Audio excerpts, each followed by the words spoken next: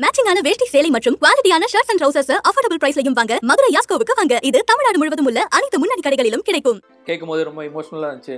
அம்மாலாம் வந்து கண்ணெல்லாம் கலங்கிட்டாங்க. பசங்க என் தங்கச்சி வந்து ஒருத்தி மலேசியாவில் இருக்கா, ஒருத்தி இங்கே சென்னையில் இருக்கா. எல்லாம் கேட்டு ஐயோப்பா என்னப்பா proud super moment goose moments அதெல்லாம்.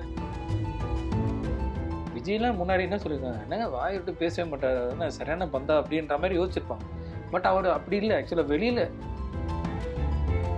அந்த டீனேஜ்லேருந்தே அடிச்சு தூக்கிட்டு வந்தார். குழந்தைங்கள்லேருந்து கிட்ஸ்லேருந்து ஒரு 30-40 இயர்ஸ் ஓல்டு ஆளுக்கு கூட அனிருத் பாட்டு வந்து விரும்புகிறாங்க. அந்த ட்ரெண்டுக்கு வந்து ட்ரெண்ட் செட் பண்ணிட்டாங்க. ஸோ அதனால் அது வந்து ஒரு ஆக்சுவலாக ஒரு மித்து தான் சொல்லலாம். எல்லாருமே வந்து பிக் பாஸ் போயிட்டா பெரிய லெவலில் போயிடுவாங்க. ஆக்சுவலாக அது ஒன்றுமே கிடையாது. ஆக்சுவலாக பிக் பாஸ்லேருந்து வெளியே வந்து இது வரைக்கும் பெருசாக சாதிச்சவங்க யாருமே இல்லை. ஓகே, நான் ஓப்பனாக சொல்லுவேன். அந்த சல்மான் கிட்ட இருந்த அந்த ஒரு இது இல்லை. ஈவன் நாகார்ஜுனா கூட வந்து கோவமாக பேசுவார், டேய் என்ன பண்ணுற நீ கிளம்பு அப்படின்னு வரல. அது வந்து கமல் சார் காட்டல. சினிமா நேயர்களுக்கு வணக்கம். இந்த episode of cinema conversation Vettaiyan ஸ்பெஷலாக இருக்க போது இந்த லிரிக் வந்து இவருக்கு கரெக்டாகவே பொருந்தும். Past is past, time is fast. இந்த லிரிக் ஏற்ற மாதிரி உங்களோட லைஃப் ஸ்டைலே இப்போ மாறி இருக்கு நாங்கள் நம்புகிறோம். ஏன்னா இதுக்கு முன்னாடி 90s கிட்ஸ் 80s கிட்ஸ் எல்லாருமே எராவில் உங்களை ரெஸ்ட் இருக்காங்க, உங்கள் ஒர்க்கை என்ஜாய் பண்ணியிருக்காங்க. 2K ஜென்ரேஷன் பார்த்தா பிக் பாஸில் ஒரு யுகேந்திரனை பார்த்தாங்க. அண்ட் இப்போ கோட்டில் வேற ஒரு பரிணாமத்தில் பார்க்குறாங்க. அண்ட் இப்போ வேட்டையனில் ரொம்ப நாள் நாங்களாம் நாஸ்டாலஜியாக நிறைய உங்களோட ஹிட் சாங்ஸ் கேட்டிருக்கோம். அண்ட் அகைன் பேக் டு ரொம்ப ஒரு மாதிரி சோல்ஃபுல்லான ஒரு எனர்ஜெட்டிக் சாங்காக கொடுத்துருக்கீங்க. அதுக்கு வாழ்த்துக்கள் வைக்கிறேன். Thank you so much. And coming to the point, and இதே அப்படியே கோட் லுக்கில் பார்த்த மாதிரி இருக்குது, அதே லுக்கில் அப்படியே வந்த மாதிரி ஃபீல் ஆகுது.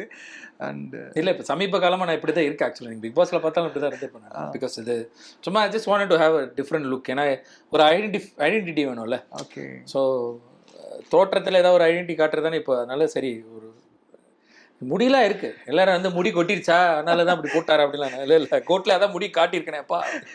ஸோ இது சும்மா just wanted to set a identity. அதனால தான் இது இப்படி ஒரு லுக்கு. ஆமாம், நிறைய இந்த ஒரு ஃபியூ இயர்ஸில் நிறைய விஷயங்கள் நடந்துட்டுருக்கு. ஆமாம், இப்போ இந்த ஒரு 1 வீக்குள்ளே நிறைய விஷயங்கள் மாறிச்சு ஆக்சுவலாக கோட்டுக்கு அப்புறம். அப்படியா? ஆமாம், இல்லை கோட் ரிலீஸ் ஆனது இட்ஸ் லைக் ஆஃப்டர் 15 இயர்ஸ் நான் வந்து திருப்பியும் சினிமாவில் நடிக்கிறது. அண்டு இது வேட்டையன் வந்து எனக்கு யோசிச்சு கூட பார்க்கல இப்படி ஒரு விஷயம் நடக்கும்னு. ஏன்னா ஒரு 4-5 மந்த்ஸ்க்கு முன்னாடி இப்படி ஒரு இது மாதிரி ஒரு விஷயம் நடக்க போகுதுன்றதே எனக்கு தெரியாது. ஸோ திடீர்னு ஐ திங்க் தலைவர் சொல்லி அது மாதிரி சார் வாய்ஸில் ஒரு பாட்டு பண்ணலாம் அப்படின் போது ஏஐ பண்ணலாம் அப்படின்னு சொல்லிட்டு தான் இப்போ அவங்க டீம்லேருந்து எனக்கு கால் பண்ணி பேசுனாங்க, ஸ்ரீனின்னு. It was nice actually. இந்த மாதிரி ஒரு அப்ரோச் திடீர்னு அப்பாவோட வாய்ஸில். அப்பா வாய்ஸில் ஓகே. அப்போ நிறைய பேர் எப்படி கேட்டுகிட்டே இருந்தேன், என்ன பண்ணலாமா வேணாமா, ஓகே சொல்லலாமா வேணாம் அப்படிலாம் ஒரு யோசனை இருந்துச்சு. ஏன்னா எப்படி வரும் அப்பா வாய்ஸ் வந்து எப்படி வரும் அப்படிலாம் ஒரு தாட் இருந்துச்சு. பட் தலைவர் கேட்டு நம்ம வந்து இல்லைன்னு சொல்ல முடியாது. ஸோ அதனால் இப்போ என்ன, சரி ஓகே. அப்பா அம்மாட்டெல்லாம் சொன்னேன், இப்போ தங்கச்சிங்கிட்டலாம் சொன்னபோது அப்படியா சரி பண்ணலாமே, அப்படி சொல்லுவோம் ஓகே சொல்லுவோம்னு சொல்லிட்டு ஓகே ஒன்றுமே யோசிக்கலாம், ஹெசிடேட்லாம் பண்ணல. ஓகே அப்படி சொல்லிட்டு தென் அந்த ப்ராசஸ்லாம் போச்சு. எல்லாம் பேசினாங்க. ஏன்னா ப்ராப்பர் லீகல் இதெல்லாம் இருக்குது. ஏன்னா ஃப்யூச்சரில் எதுவும் அவங்களுக்கும் ப்ராப்ளம் வரனால. ஸோ அதனால் அதெல்லாம் முடிச்சு பண்ணி அப்போ யார் பாடுறதுன்னு போது தான் சரி நானே பாடுறேன் அப்படின்னு சொன்னேன். நானும் அப்பா வாய்ஸ் தான் பாடுறேன், ஜஸ்ட் ட்ரை பண்ணுவோம், ஓகேனா பண்ணுவோம். இல்லை நீங்கள் பாடுங்க ப்ரோ அப்படின்னு. ஓகே, ஸோ அப்படி சொல்லி தான் இந்த பாட்டு நான் பாடினது. ஸோ இல்லைன்னா என் பேர் அங்கே வரத்துக்கு வாய்ப்பே இல்லை, மலேசியா வாசன் மட்டும் தான் இருந்திருக்கும். ஓகே, ஸோ அப்படி சொல்லி அதை கேட்டு அப்புறமா அண்ட் நான் வந்து யூஸ்வலாக ஏஐக்கு வந்து இப்போ வந்து என்னென்னா ஃப்ராங்க்லி ஏஐ பாடினவங்களோட ரெக்கக்னிஷன் இல்லை. இப்போ ஈவன் வந்து இப்போ கோட்டில் பவதாக்கு பாடினது யாருன்றது வெளியில் வந்து பரவலாக பேசப்பட்டது வந்து பிரியங்கா, சூப்பர் சிங்கர் பிரியங்கா பாடினது. ஆனால் அதை அவங்களோட கிரெடிட்டில் போடலன்னு நினைக்கிறேன். ஐ டோன்ட் திங்க் அவங்க பேர் அதில் இருக்கான்னு தெரியல அந்த சாங் கிரெடிட்ஸில். பட் அது அவங்களுக்குரிய கிரெடிட்ஸ் வரணுன்றனால நானும் அதை சொன்னேன். அதை முன்னாடிலாம் சொன்னேன். அப்போ நான் சொன்னேன் என் பேர் நீங்கள் கிரெடிட் பண்ணணும் அப்படின்னு சொன்னோம், பண்ணுங்க அப்படின்னு. நான் வாணி பண்ணேன், இல்லை ப்ரோ கண்டிப்பாக அவங்க இப்போ பேர் நம்ம கிரெடிட் பண்ணுவோம் அப்படின்னு சொல்லி அதுவும் பண்ணாங்க. ஸோ நிறைய விஷயங்கள் இது ஆக்சுவலாக ஒரு ஹிஸ்ட்ரி ரீக்ரியேட் பண்ணியிருக்காங்க. ஏன்னா 27 இயர்ஸ்க்கு அப்புறம் அப்பாவுக்கு வந்து சிங்கம் ஒன்று புறப்பட்டதுக்கு அப்புறம் அவர் பாடக்கூடிய ஒரு பாட்டு இது. அண்டு அது வந்து லைக் ஒரு லாங் ஒரு டியூ. அது அப்பாவோட குரல் நம்ம வந்து இப்போ உள்ள ட்ரெண்டில் மியூசிக்கில் இப்போ உள்ள பசங்க கேட்குற மாதிரி ஒரு பாட்டு கேட்கணும்னு இருந்திருக்கு. ஆக்சுவலாக அதெல்லாம் எழுதப்பட்டிருக்கு. ஸோ டெஃபினட்டாக இதெல்லாம் வந்து ஹிஸ்ட்ரி கிரியேட் பண்ணிட்டாங்க அனிருத். ஆக்சுவலாக நீங்கள் சொல்லும் போது அந்த ஏஐ ப்ராசஸ் பற்றி எங்களுக்கு புரியுது. என்னன்னா நம்ம என்ன நினச்சிட்டோம், சரி நம்ம யாராவது பழைய அவங்களோட வாய்ஸை மட்டும் எடுத்துட்டு லிரிக் மேட்ச் பண்ணுவோன்னு. ஆனால் ஒரு சிங்கர் பாட வச்சு ஆமா அது அதுதான் ப்ராப்பராக ப்ராசஸ். ஓகே. ஏன்னா நீங்கள் லக்கிலி இந்த எரால 2 படம் ஒர்க் பண்ணீங்க. 2 படமுமே ஏஐ கான்ட்ரிபியூஷன் அதிகமாக இருக்கிற ஒரு படமா இருந்திருக்கு. ஆமா அண்ட் லக்கிலி அப்பாவோட வாய்ஸ் அதுவும் சாங்கில் வரப்போ இப்போ மனோ சார்லாம் பார்த்தீங்கன்னா சூப்பர் ஸ்டார் மாதிரியே அந்த வாய்ஸ் மாற்றி போடும். தெலுங்கு வருஷனா தெலுங்குல இன்னைக்கு வரைக்கும் மனோ சார் தான் டப் பண்ணிட்டு இருக்காங்க. ஆமா அப்பாவோட வாய்ஸை நீங்கள் பண்ணது உங்களுக்கு ஹவு ஸ்பெஷல் இட் இஸ் அந்த அந்த இல்லை மாடல்? இப்போ அப்பாவோட வாய்ஸ் வந்து சமீப காலமாக வந்து பார்த்தீங்கன்னா நிறைய படங்கள்ல இப்போ வந்து பஞ்சு மிட்டாய் சேலை கட்டி, அப்புறம் வந்து ஈவன் வாழையில கூட வந்து மஞ்சள் பூசும் மஞ்சள் பூசும் அப்பா பாடினதான் விஜயகாந்த் சார். ஸோ அந்த மாதிரி நிறைய சாங்ஸ் திருப்பியும் வந்துட்டு இருக்கு. ஸோ சில டேரக்டர்ஸ்க்கு வந்து அப்பாவோட சாங்ஸ் பிடிச்சிருக்கு பாருங்க, அதனால தான் அதை கொண்டு வராங்க. ஸோ பஞ்சு மிட்டாய் சேலை கட்டி கூட திருப்பி கொண்டு வந்தது கூட லைக் ஏன்னா அந்த வாய்ஸ் அவ்வளோ பாதிச்சிருக்கு அவங்க எல்லாரையுமே. ட்ரூ. ஏன்னா நிறைய ரீல்ஸ்ல பஞ்சு மிட்டாய் சாங் இப்போ பயங்கர வைரல். அதோட ரீவர்ஷன்லாம் சொல்லி நிறைய எனக்கு மஞ்சள் பூசம் தான் எனக்கு ரொம்ப ஷாக்கிங்காக இருந்துச்சு. ஏன்னா நான் திடீர்னு ஒரு நாள் ஒரு ரீல் பார்த்துட்டு இருக்கும்போது மாரி செல்வர் உட்காந்துருக்காரு, ஒரு பையன் திடீர்னு அவர் பாட்டு பாடிட்டு இந்த பாட்டு ஏன் பாடுறாரு அப்படின்னு யோசிச்சுட்டு இருந்தேன். எனக்கு தெரியாது அந்த படத்தில் அந்த பாட்டு வந்திருக்கு அப்படின்னு எனக்கு தெரியாது. அப்புறம் தான் சொன்னாங்க இல்லைங்க அந்த பாட்டு அந்த படத்தில் கூட வந்திருக்கு அப்படின்னாங்க. ஓ அப்படியா, சரி ஓகே. அது ஒரு கிரியேட்டரா சோல்ஃபுல்லாக உட்காந்து பாடுவார். அந்த வயல் காட்டில் உட்காந்து அவர் பர்சனலாக இன்டர்வியூல பாடிட்டு இருப்பாரு. அதெல்லாம் வந்து லைக் அப்போ இப்போவும் அந்த பாட்டை வந்து வர வைக்கணும். இப்போ வாழை பார்க்குறவங்க வந்து கண்டிப்பாக இப்போ உள்ள பசங்களும் பார்ப்பாங்க அந்த பாட்டெல்லாம் படத்தை. ஸோ அப்போ இப்போ உள்ள பசங்களுக்கு அந்த பாட்டு, ஓ இந்த பாட்டு அப்படின்னு இப்போ இந்த என்ன பாட்டு அப்படின்னு போய் சர்ச் பண்ணுவாங்கல்ல. ஸோ அதுக்கு ஒரு வாய்ப்பை கொடுக்குறாங்க பாருங்க. ஸோ அது வந்து ஒரு நல்ல விஷயம். ஸோ அந்த விதத்தில் நம்ம மாரி செல்வராஜ் அவருக்கு வந்து நானும் ஒரு தேங்க் பண்ணேன். ஏன்னா அதை அப்படி போட்டதுனால அந்த பாட்டு என்னன்ற போய் சர்ச் பண்ணக்கூடிய ஒரு ஒரு ஒரு ஒரு வாய்ப்பு வந்து அந்த இப்போ உள்ள ஜெனரேஷன் கொடுத்துருப்பாங்க. அந்த டைமில் 90s 2000 இந்த படம் வந்திருந்தா வந்திருக்கு அந்த பாட்டை அப்போ கேட்டிருப்பாங்க எல்லாரும். இப்போ கேட்கறதுக்கு அவங்களுக்கு அது புதுசாக இருக்கும்ல இந்த பாட்டு, இது என்ன பாட்டு அப்படின்னு படத்தில் உள்ள பாட்டு இல்லை, ஆனால் வேற பழைய பாட்டுன்னு தெரியும். ஸோ அது ஒரு தனி மொமெண்ட் தான். இப்போ அதே தலைவர் நான் வந்து பாடிட்டோம். அந்த பாட்டு வந்து ஒரு 2-3 நாள் முன்னாடி எனக்கு அனுப்பிச்சிட்டாரு அனிருத். கேட்கும் போது ரொம்ப இமோஷ்னலாக இருந்துச்சு. அம்மாலாம் வந்து கண்ணெல்லாம் கலங்கிட்டாங்க. பசங்க தங்கச்சி வந்து ஒருத்தி மலேசியாவில் இருக்கா, ஒருத்தி இங்கே சென்னையில் இருக்கா. எல்லாம் கேட்டு ஐயோப்பா என்னப்பா proud super moment goose moments அதெல்லாம் நாங்கள் ஷேர் பண்ணிருக்கோம். ஏன்னா ஒய்ஃப் வந்து கிட்டத்தட்ட ஒரு 6 hours 7 hours டிஃப்ரென்ஸ், அவங்க நியூசிலாண்டில் இருக்காங்க. ஸோ நான் இப்போ அடிக்கும்போது விடிய காலில் எழுந்திரிச்சு ஒரு 10 தடவை கேட்டிருக்கா அந்த பாட்டை. நான் இப்போ வரைக்கும் 10 தடவை கேட்டேன் அந்த பாட்டை. என்னால் வந்து அதை அப்படியே சிரிச்ச முகத்தோடு அப்படியே இருக்கேன். எனக்கு வந்து அதை நிறுத்தவே முடியல. அவ்வளோ ஒரு ஹாப்பினஸ் நமக்கு அப்படின்னு எங்களுக்குள்ளார அந்த பரிமாற்றிருக்கிற ஒரு விஷயம் இருக்குல்ல, அது அதை கொடுத்ததுக்கே இவங்களுக்கு தேங்க் பண்ணோம். ஆக்சுவலாக எங்களுக்கு வந்து இப்படி ஒரு இமோஷனலான ஒரு மொமெண்ட்டை கிரியேட் பண்ணதுக்கு ஆக்சுவலாக ரஜினி சாருக்கும் அனிருத்துக்கும் நம்ம தேங்க் பண்ணி தான் ஆகணும். ட்ரூ, அஃப்கோர்ஸ் இட்ஸ் ஒரு ஃபேமிலி இமோஷன். இது எல்லா கலை ஆர்ட் ஃபார்மாக தாண்டி ஒரு ஃபேமிலி இமோஷன். எனக்கு இங்கே ஒரு ஆச்சரியமான விஷயம் என்னென்னா, இதுக்கு முன்னாடி நீங்கள் ஒர்க் பண்ண எல்லா மியூசிஷியனும் முன்னாடி இருந்தவங்க பல வருடங்களாக ஒர்க் பண்ணவங்க. இப்போ நியூ இயரால் கல்பாத்தி அர்ச்சனாவே சொல்லியிருப்பாங்க, நம்ம எல்லாருமே அனிருத் இசைக்கு பழகிட்டோம். இந்த நியூ ஜென்ரேஷன் நியூ இயரா வந்து அனிருத்தோட அந்த ஒரு வைபுக்கு வந்து செட் ஆகிட்டாங்க. அண்ட் ஒர்க்கிங் வித் அனிருத் அந்த லிரிக்ஸ் அவர் மேட்ச் ஒர்க் பண்ண மியூசிக், இன்றைக்கி ஆடியன்ஸ் நிறைய கமெண்ட்ஸ் ஒரு mass song back to form. Working with Anirudh as a singer எப்படி இருந்தது உங்களுக்கு அந்த எக்ஸ்பீரியன்ஸ்? ஆக்சுவலாக அந்த ஒர்க்கிங் எக்ஸ்பீரியன்ஸே டிஃப்ரெண்ட் தான். ஏன்னா இப்போ நான் இங்கேருந்து நம்ம பண்ணல, நான் வந்து அங்கே இருந்தேன், நியூசிலாண்டில் தான் ரெக்கார்ட் பண்ணுது. ஓகே. பிகாஸ் நான் ரெகுலராக என்னோடய சாங்ஸ் எல்லாம் என்னோட வீட்டிலே ஒரு சின்ன ஸ்டுடியோ மாதிரி இருக்குது. ஸோ அதிலே ரெக்கார்ட் பண்ணி தான் பண்ணுவேன். ஸோ நான் சொல்லும் போது நீங்கள் எனக்கு ட்ராக் அனுப்புங்க ப்ரோ, நான் வேணால் பாடி அனுப்பிச்சி விட்றேன்னு சொல்லும் போது இமீடியட்டாக எதுவுமே ஹெசிடேட்டே பண்ணல. அவர் டீமில் சொல்லி அவங்க எனக்கு ஒன்றே ட்ராக்ஸ் எல்லாம் ஸ்டெம்ஸ் தனித்தனியாக அனுப்பிச்சி விட்டு ட்ராக் அவரே பாடி இதுதான் நான் பாடின வெர்ஷன், இந்த போர்ஷன் நீங்கள் பாடணும்னு சொல்லி அதெல்லாம் லிரிக்ஸ் எல்லாமே அனுப்பிச்சி விட்டாங்க. ஸோ இப்படி தான் பாடியிருக்கோம். ஆக்சுவலாக நான் இன்ஃபேக்ட் இங்கே இருந்திருந்தேன் இன்னும் பயங்கர ஜாலியாக இருந்திருக்கும். ஏன்னா எல்லாரும் இருந்திருப்பாங்க. இப்போ சுப்பு மற்ற இவர் இன்னொரு லிரிசிஸ்ட் எல்லாருமே இருந்திருப்பாங்க. அப்போ இன்னும் செம்ம ஃபன்னாக இருந்திருக்கும். But still I hate the fun.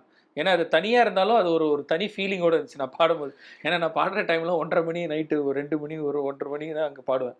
இப்போ எல்லாம் நாங்கள் இருக்கிற நெய்பர்ஹுட்டே எனக்கு பக்கத்தில் வீடு இருக்கும். நான் சத்தமாக கத்தி பாடுவோம். அப்போ கேட்கும், வெளியில் கேட்கும் தான். எல்லாம் தூங்குறாங்க சில பசங்க வீட்டில் ஒய்ஃபெல்லாம். நான் நைட்டு பாடி ஆமாம் தான் கேட்டுச்சு அப்படின்னு. லைக் ஒரு ஜாலியான ஒரு மொமெண்ட்டாக இருந்துச்சு ரெக்கார்டிங் பண்ணுறது. அவர் அதே மாதிரி he is a very nice person.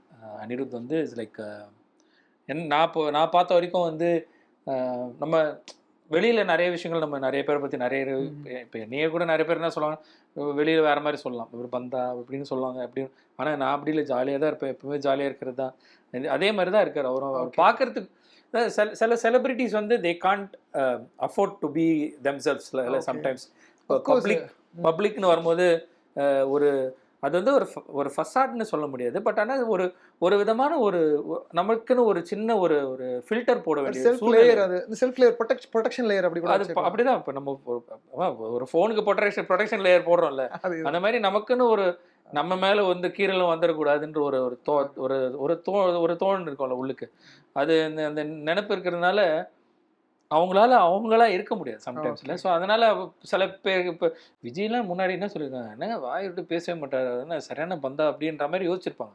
But அவர் அப்படி இல்லை. ஆக்சுவலாக வெளியில தான் அப்படி இருக்காரே தவிர, பட் எங்கெல்லாம் வந்து இப்போ நான் 4 படம் அதுக்கு முன்னாடி நடிச்சிருக்கேன்.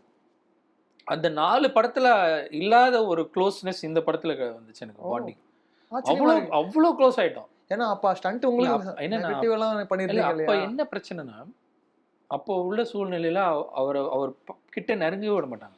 ஓகே. இப்போ அவருக்கே தெரியாது. இப்போ நான் சொல்லி தான் அவருக்கே பார்ப்பாரு. இப்போ யாராவது போட்டு காட்டினா தான் தெரியும். அவர் தோளில் கை வச்சா கூட அப்படி இழுத்துருப்பாங்க. அவர் தோல்லெல்லாம் கை வைக்காதுங்க அப்படின்வாங்க. அவர் அதெல்லாம் கேட்டிருக்கவே மாட்டாப்புல. True true true. இப்போ இது வந்து அவருக்கு தெரியாமல் நடக்கிற விஷயம். பட் அஜித் வந்து பூவெல்லாம் உன்வாசம் பண்ணும்போது நான் வந்து பேர் சொல்லி இல்லை வாடா போடான்னு சொன்னாங்க, மச்சி அப்படி வச்சுக்கலாமே, ஃப்ரெண்ட்ஸ்லாம் அப்படி தானே பேசுவாங்க அப்படின்னு நான் பார்த்தோன்னே அப்படி எல்லா அசிஸ்டன்ட்லாம் ஓகே சார். ஓகே. இவங்களா அதை ஒரு பில்டப் பண்ணி விட்டுறாங்க சம்டைம்ஸ். பின்னாடி இருக்கிறவங்களாம் பில்டப் பண்ணி விட்டுறதுனால அவங்களுக்கு போய் சேர்றது இல்லை இந்த நியூஸ்லாம். நீங்க சொன்னது ரொம்ப வேலிட் பண்ணி, ஏன்னா ஆஃப் ஸ்கிரீன் என்ன நடக்குதுங்கிறத நீங்க அப்படியே எங்களுக்கு அழகா. ஆமா, இப்போ ஒரு ஃப்ரெண்டா இருக்கிற ஒரு கேரக்டர் காலேஜ் மேட்னா, டே மச்சி என்னடா நீ இப்படி பேசுற அப்படின்னு தோல்ல கேட்கறதுன்னு நம்ம தான் இப்போ செய்வோம். நம்ம டேய் மச்சான் அப்படி இல்லடா அப்படின்னு அப்படி சொன்னா கை வைக்காதீங்க அப்படின்னா எப்படி இருக்கும் அது? ஓகே மச்சான் அப்படி பண்ணாதடா அப்படின்னா அது மெக்கானிக்கலா இருக்குல்ல. நடிக்கிறதுக்கு உண்டான ஒரு என்ன சொல்றது, அந்த லீனியன்ஸ் கொடுக்கணும்ல ஆக்டர்ஸ்க்கு. அது வந்து அந்த டைம் இப்போ ஓகே, இப்போ கொஞ்சம் மாறிடுச்சு. இப்போ எல்லாமே காலம் மாறி போச்சு. சூப்பர் ஸ்டார் என்ன சொன்னாரு? எது இல்ல அவரு ஆக்சுவலா அவர் என்ன சொல்ல தெரியாது.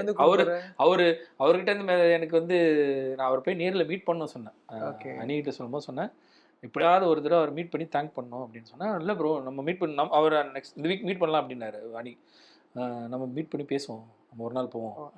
அணியோட டான்ஸ் பார்த்தேன் எப்படி இருந்தது உங்களுக்கு? இது ஷோஸ் தான் பார்க்குறேன்னு. இஸ் எ பெர்ஃபார்மர் ஆக்சுவலாக.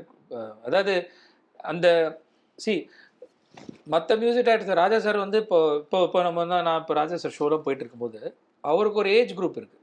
அதாவது ஃப்ரம் லைக் ஒரு 30s to 50s இருக்கிற ஏஜ் குரூப் இருக்குது. பட் அணி என்ன பண்ணிட்டாருன்னா ஒரு அந்த டீனேஜ்லேருந்தே அடிச்சு தூக்கிட்டு வந்துட்டார். குழந்தைங்கள்லேருந்து கிட்ஸ்லேருந்து ஒரு 30-40 இயர்ஸ் ஓல்டு ஆளுங்க கூட அனிருத் பாட்டு வந்து விரும்புகிறாங்க.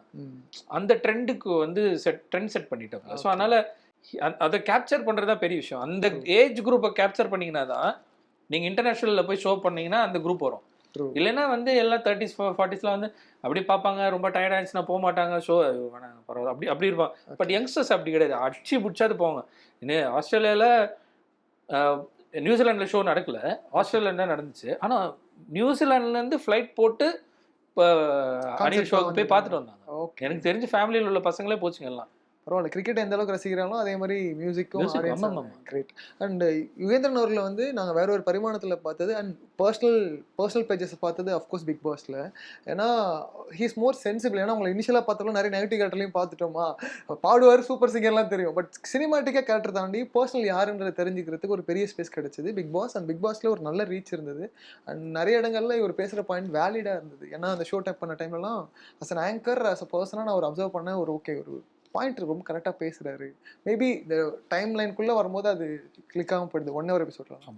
இன்றைக்கி பார்த்தா ஒரு சேஞ்ச் ஓவர், கமல் சார் திரும்பி he's busy with work and Vijay Sethupathi host பண்ணுறாங்க.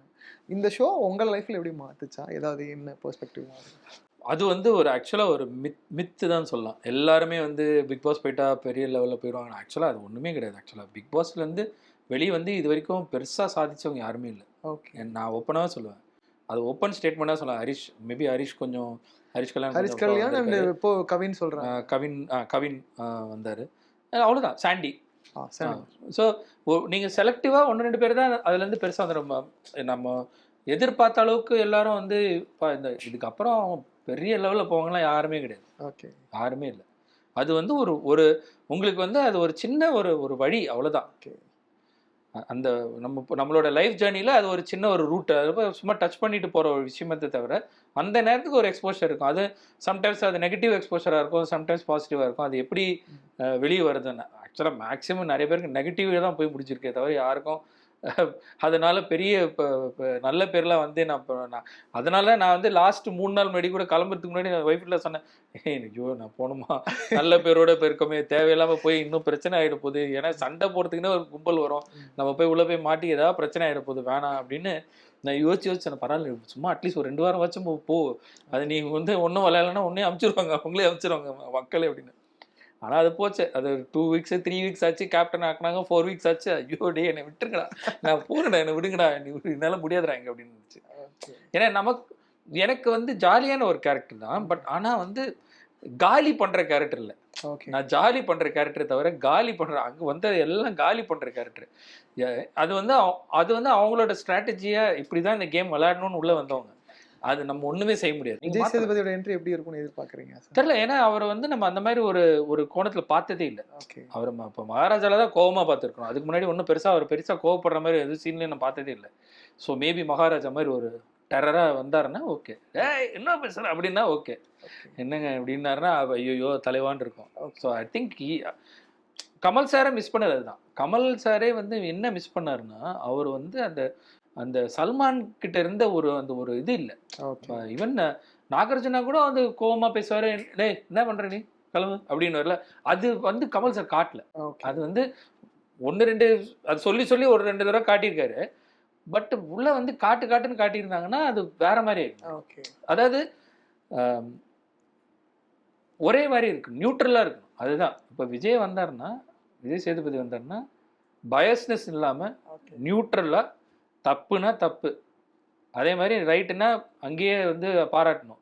அந்த மாதிரி ஒரு ட்ரெண்டை உருவாக்குனாருன்னா அடுத்து இன்னொரு 5 சீசனுக்கு அவர் தான் இருப்பார். கண்டிப்பா இது வேட்டையன் ஸ்பெஷல்னால நிறைய விஷயங்கள் உங்கள்கிட்ட பேசுறதுக்கு அவ்வளோ இருக்கு. அது இன்னொரு கான்வர்சேஷன்ல கண்டிப்பா விகடன்ல ஒரு ஃபுல் த்ரூ அவுட் நாஸ்டாலஜி கான்வர்சேஷனா பண்ணணும்னு ஆசை இருக்கு. அண்ட் வேட்டையன் ரஜினி சார் ஃபேன்ஸ்க்கு என்ன சொல்ல வருவீங்க? அது பாட்டாவே பாடி இல்ல அது வந்து அந்த பாட்டை அது அப்படியே இருக்கட்டும், நான் வந்து பாடுறது ஏன்னா அப்பா குரலை கேட்டு நீங்க அதே கேட்டிருப்பீங்க. ஸோ நானும் ஒரு ரசிகன் தான், உங்களை மாதிரி நானும் வந்து ரசிகன்றதை நானும் தலைவரோட தீவிரமான ஒரு வெறியன். ஸோ நீங்கள் எந்த அளவுக்கு எதிர்பார்த்துட்டு இருக்கீங்களோ அதுக்கு ட்ரிபிள் மடங்கு நான் எதிர்பார்த்துட்டு இருக்கேன் தலைவர் படத்தை பார்க்கறதுக்காக. ஸோ கண்டிப்பாக இது வந்து இன்னொரு செம ஹிட்டு தான் இந்த படம், அதில் எந்த விதமான சந்தேகமும் இல்லை. ஆனால் என்னென்ன இருக்க போகுதுன்னு தெரில. So let's wait and see. கண்டிப்பாக நமக்கெல்லாம் அது ஒரு ட்ரீட்டாக தான் இருக்கும். தலைவர் வந்து நின்று அப்படின்னாலே ட்ரீட்டு தான். பார்த்தீங்களா அந்த சாங்லேயே வந்து அந்த த்ரோனில் உட்காந்து அவர் பண்ணுற சேட்டெல்லாம் பார்த்தீங்களா, சேட்டை செய்ய வந்தளவு தான் அது, அப்படி தான் இருக்கும். ஸோ நம்ம எப்போவுமே தலைவர் படத்தை என்ஜாய் பண்ணுவோம், அதே மாதிரி என்ஜாய் பண்ணுவோம். ஓகே, இவ்வளோ நேரம் இந்த இன்டர்வியூ பார்த்ததுக்கு மிக்க நன்றி. Thank you so much.